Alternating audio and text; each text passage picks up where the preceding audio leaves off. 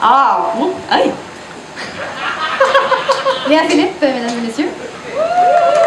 Antonia Lenny Granger, mesdames et messieurs.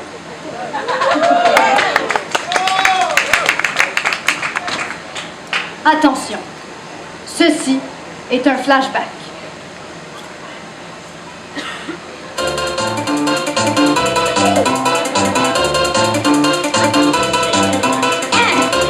À quoi tu joues? Devine? Ben, je sais pas, comment il s'appelle ton jeu? Je te dis pas. Ok, ben, je peux-tu jouer? Tu sais comment? Ouais. OK.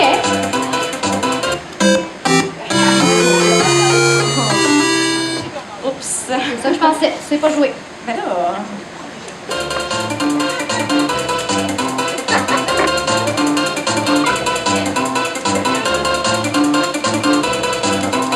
Ok, là, j'ai vraiment compris. Là. Pas. Ok. Mais non, mais moi, je pensais que. En fait, il est pas sur le jeu.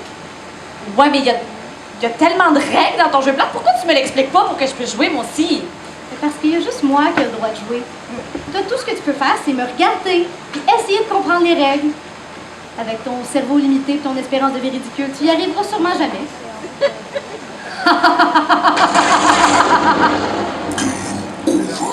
Fin du flashback. Ce flashback illustre comment j'étais avant mon initiation au monde scientifique. Bienvenue à la rébellion du minuscule. Chapitre 2. Non, les hanches, c'est chapitre 1. Chapitre 1. L'incertitude. Ce flashback illustre surtout la mission de la science depuis la nuit des temps. C'est-à-dire d'observer les règles du jeu, de ce qui se déroule autour de nous dans le monde, puis d'essayer de comprendre les règles. Mais un jeu légèrement plus compliqué que Mario Kart, mettons. Par exemple, qui a déjà joué aux 4 coins dans la cour d'école? 4 points. OK, toi, vous deux. OK, vous 4, là, venez sur la scène maintenant. Dans chez Chips. Oh, ça va être vite. Viens là. Non, c'est déjà aux 4 coins.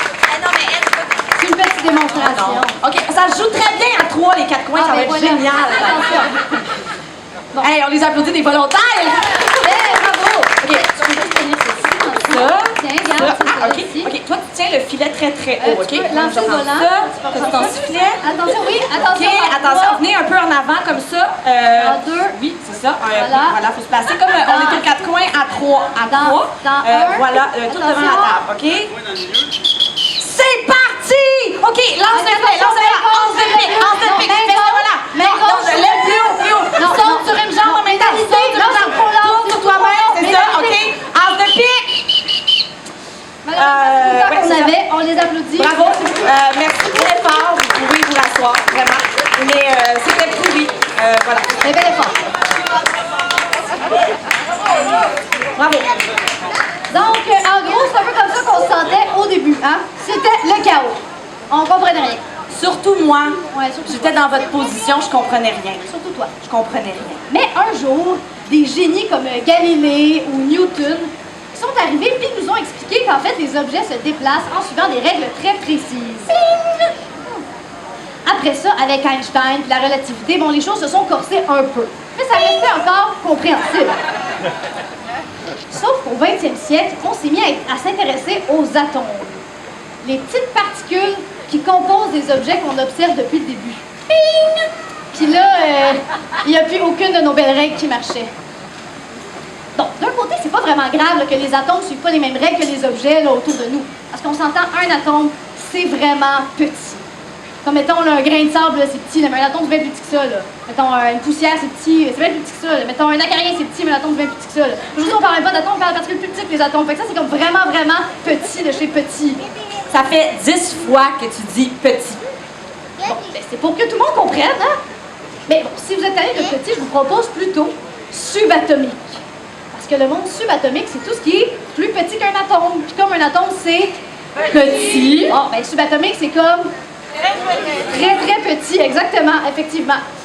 Ce qui a le mieux réussi à expliquer cette théorie-là jusqu'à maintenant, c'est la physique quantique.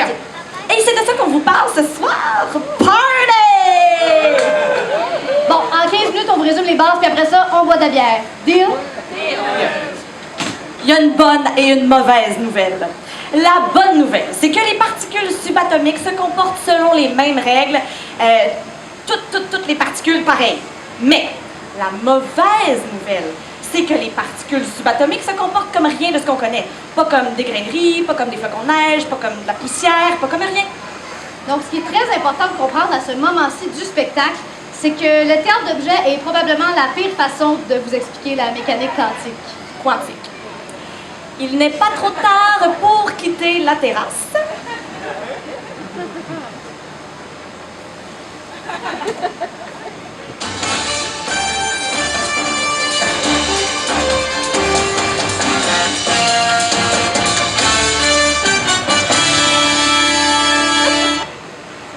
Antonia, pourquoi on appelle ça la physique quantique? Bonne question, Léa. En fait, tout commence par la lumière. On avait toujours pensé que la lumière était une onde qui se propage en vagues et en creux, comme des ronds sur un lac après que tu lances une roche. Mais ce qui débute la fabuleuse épopée quantique, c'est la découverte que la lumière n'est pas seulement une onde.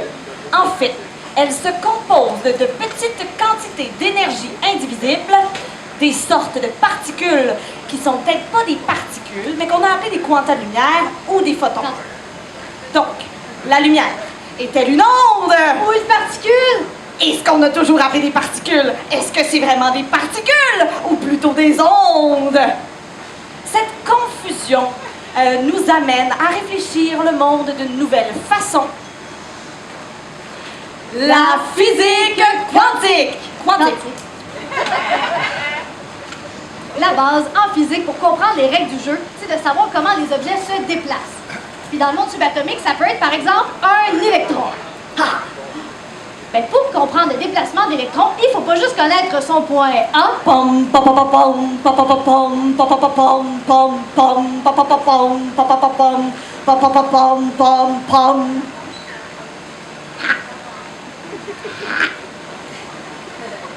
Et son point B. Pom pom pom pom pom pom pom pom pom pom pom pom. Il faut surtout savoir ce qui se passe avec l'électron quand il est entre A et B. Pom pom pom pom pom pom pom pom pom pom pom pom. Mystère. Donc, au début, mais on peut pas juste regarder, hein? On le voit pas. Mais non, il est bien trop petit. Donc, on commence par essayer de guesser un peu la position de l'électron, un petit peu par essai-erreur, hein?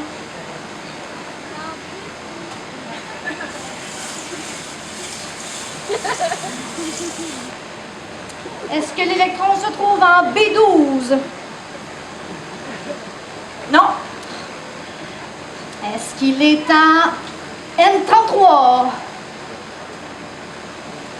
Non. Est-ce qu'il est en G75? Oui! Bingo! Touché! Coulé! Sauf qu'un électron, ça se déplace pas mal plus vite qu'un torpilleur. Donc, les scientifiques ont pensé utiliser un rayon de lumière pour observer l'électron en mouvement et comme ça, pouvoir avoir une idée de où il se trouve. Un peu comme un flash d'appareil photo. En éclairant l'électron au moment du flash, on obtient un indice sur sa trajectoire générale. Sauf que pour bien éclairer un électron en mouvement, ça prend une lumière d'une fréquence très particulière. C'est drôle parce que dans le mot particulière, il y a le mot particule.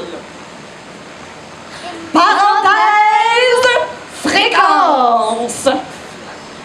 Retour au 19e siècle. Maxwell, un scientifique anglais, se met à étudier les ondes lumineuses. Maxwell, en observant de très près l'électricité et le magnétisme, découvre que les deux forces sont en fait la même force qu'il a appelée le champ électromagnétique. Électromagnétique! Oh yeah! Ça veut dire les ondes sonores, la lumière et toutes les couleurs, les micro-ondes, les ondes radio, les rayons UV, les rayons X font partie de la même famille des ondes électromagnétiques. La seule différence entre ceci et ceci, c'est la fréquence. La fréquence, c'est le nombre de pulsations que l'onde produit par seconde, ou le nombre de photons qu'elle émet.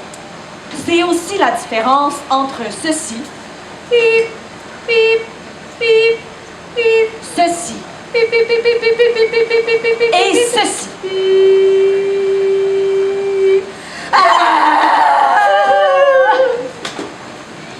Fin de la parenthèse. Donc, comme un électron, ça va très vite, on décide d'utiliser la lumière à très haute fréquence. Comme ça, la lumière émet beaucoup de photons très rapidement, puis on est sûr d'attraper l'électron dans sa trajectoire. Mais fuck! Tout à coup, on se rend compte que quand on éclaire l'électron à très haute fréquence, sa trajectoire et sa direction changent. Pourquoi? Ben, c'est parce que la lumière à très haute fréquence, c'est aussi la lumière qui a le plus d'énergie. Fait que ça veut dire qu'envoyer de la lumière à très haute énergie sur un pauvre petit électron sans défense, ça équivaut pas mal à la pire game de ballon chasseur de ta vie. Ben, la position de l'électron est maintenant claire, mais sa trajectoire a été complètement modifiée. Donc, on essaie de trouver une lumière à plus basse fréquence pour que éclairer l'électron n'ait pas d'impact sur sa trajectoire. Plus basse fréquence. Ah. Sauf que la fréquence, comme on a vu, c'est le nombre de particules de lumière, de photons, qui sont émis par seconde.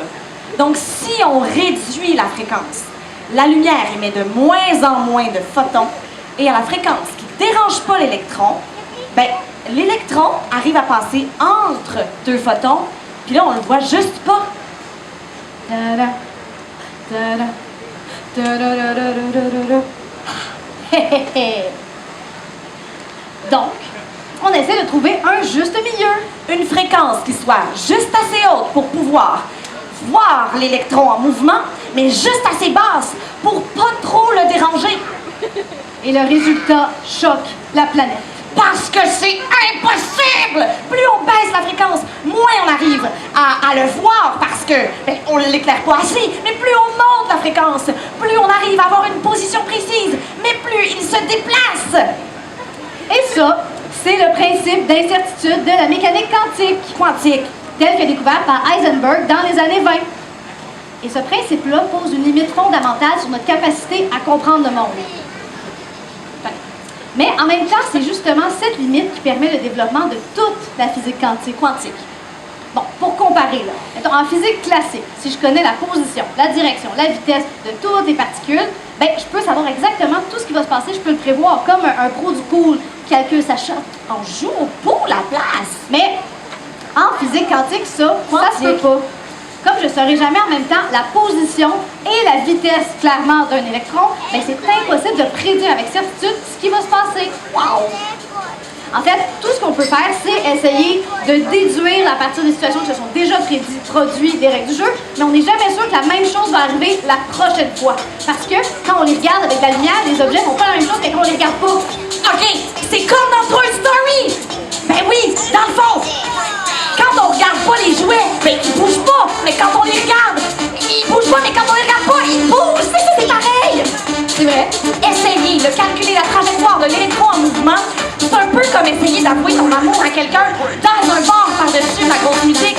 Si tu parles moins fort que le volume de la tune, ben il va pas t'entendre. Mais si tu prends le micro du DJ et que tu lui chantes ta sérénade par-dessus la tune, il y a pas mal de chances que la trajectoire de sa coupe. Ben oui, la tête Mathéo, Tremblay-Pérez, je t'aime depuis 10 ans! Ouais. Donc le verdict, c'est que faire des confessions intimes sur du Crazy Frog, c'est jamais une bonne idée. La physique quantique, c'est à peu près aussi mêlant que l'amour. Mais au moins, ce qui est rassurant, c'est qu'il est maintenant prouvé qu'on ne peut pas prédire scientifiquement l'avenir. Ça laisse une job aux conseillers en orientation et aux astrologues. Phew! Mais le plus impressionnant, c'est que malgré l'incertitude, la physique quantique arrive à... Quantique. arrive à expliquer quasiment tout ce qui se passe dans le monde. Même les choses les plus incompréhensibles. Dans le fond, c'est un peu comme certains phénomènes de la culture pop des années 2000.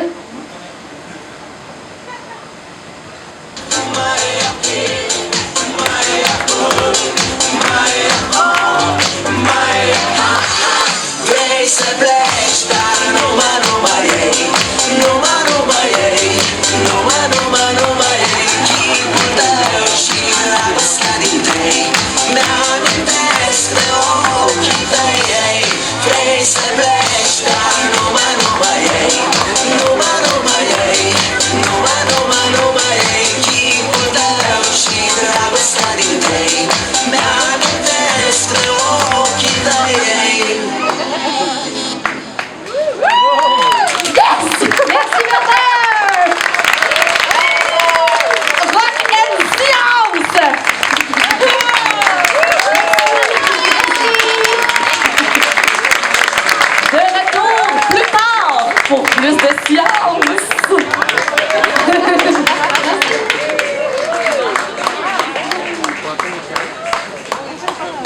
Ça n'a pas duré 20 minutes. Hein? Ça n'a pas duré 20 minutes. Pas vrai? Ouais, fait que ça a pas pris. J'ai pas eu à repayer.